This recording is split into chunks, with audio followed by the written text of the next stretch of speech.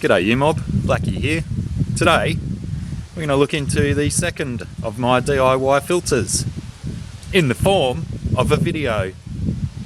So without further ado, let's crack on into it.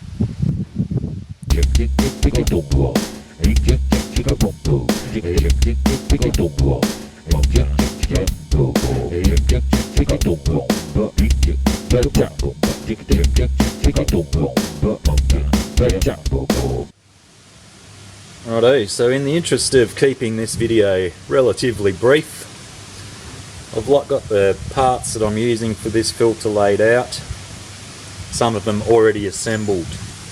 On this particular build I used 3/4 inch pipe, PVC pipe, 3 elbows, 1 T-junction, a threaded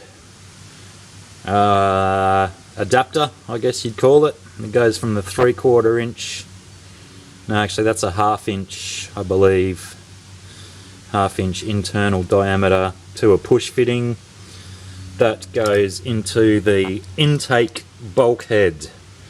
I like to, on my filters, I like to use the bulkheads with the double rubber grommets or washers, whatever you'd like to call them. So this is a 1/2 inch bulkhead and a inch bulkhead for the output. Again, the double washer, both sides of the bucket. Now what you want to do for these guys, because they are a gravity overflow, is you want your output one to be at least twice as big as your intake one to guarantee that your water overflows. This bit goes on the inside of the filter, the elbows at the bottom pointing in opposite directions to create a spiral effect of the water flowing around the bottom of your whatever you choose to use as your canister or container for the filter. I also use these little plastic trays. They originally come with ricotta cheese in them. They basically, how can I do this one-handed effectively? That sits basically over top of the bottom section, which allows for a centrifuge to be created. Excuse the dodgy angle there. Anyway, that sits over the bottom, the water spins around the bottom, creating a centrifuge, separating your solid wastes from your water, and yeah, and you put your filter media in over the top. We'll get to that a bit later, and for now I shall put the bulkheads in and we'll go from there. Righto, so installation of the bulkheads is pretty simple. One washer either side of your wall. This is the larger of the two bulkheads, so the output. Very simple. In place. Smaller one for the input. This is, say, 15 mil. That's an outside measurement, but it's 1/2 inch internal diameter, and I use either 19 millimeter clear polyethylene pipe or 19 mil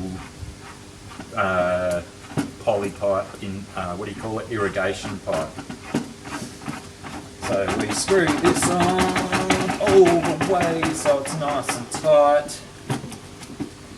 Then our reducer or adapter from thread fitting to a push fitting screws into the intake bulkhead, which then gives us the attachment for the centrifuge at the base of the filter.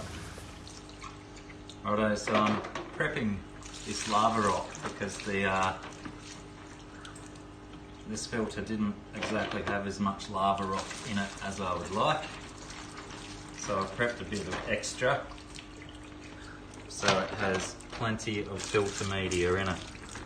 I've taken out all of this filthy filter floss. Realistically, I could give that a jolly good cleaning and pop it back in, but as this filter on my Rivulatus tank overflowed the other day, I'm going to experiment with a different arrangement of media, shall we say, just to try and prevent overflow in the near future. Lava rock's still quite dusty, but potentially good enough for now. So here's a good solid whack of quality coarse filter sponge. Just let that soak in some water for a bit to get any of the manufacturing nasties out of it, and a couple of bits of polyester filter floss as well. We'll get that soaked up whilst we rearrange the bits.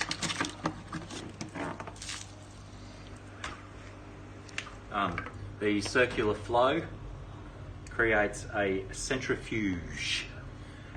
Centrifugal force separates the solids, any solids that are pumped into the filter, and allows them to settle in the bottom of the filter for easy cleaning later on when you decide to clean your filter out.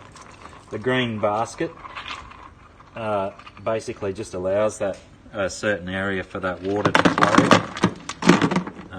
and the lava rock that I'm using here then doesn't impede on that water's ability to spin around in a circle and separate those solids.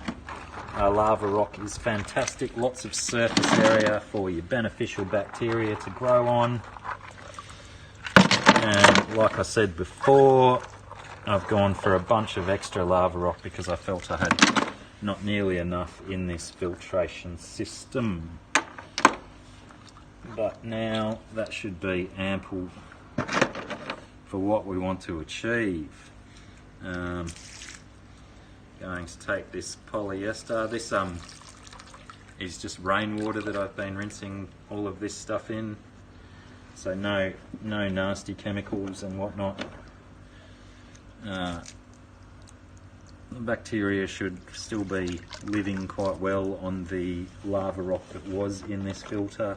Righto, so what I'm going to do, this piece is probably a little bit bigger than what I require right now.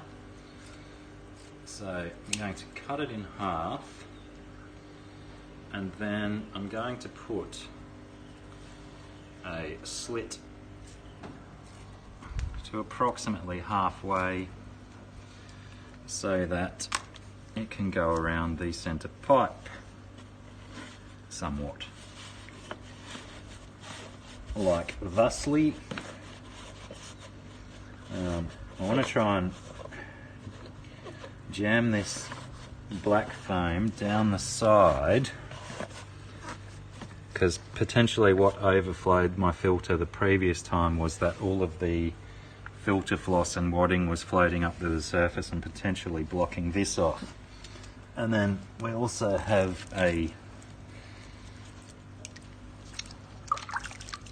this little guy could probably do with a little bit more rinsing.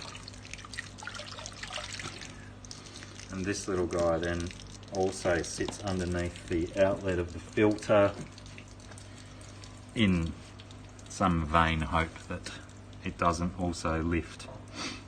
So there we go, that's all the media thrown back into the filter. Let's go and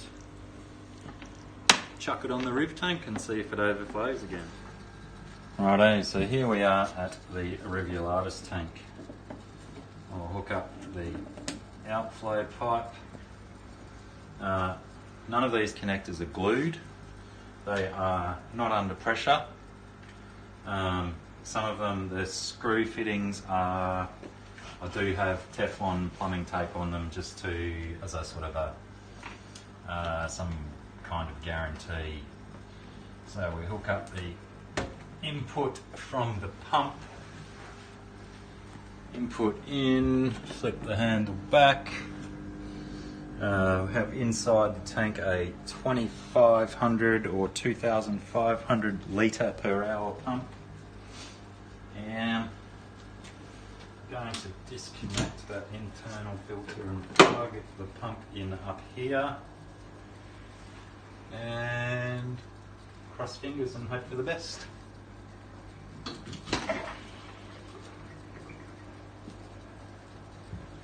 Water coming in. Filter media sitting still, not rising. Outflow into the tank.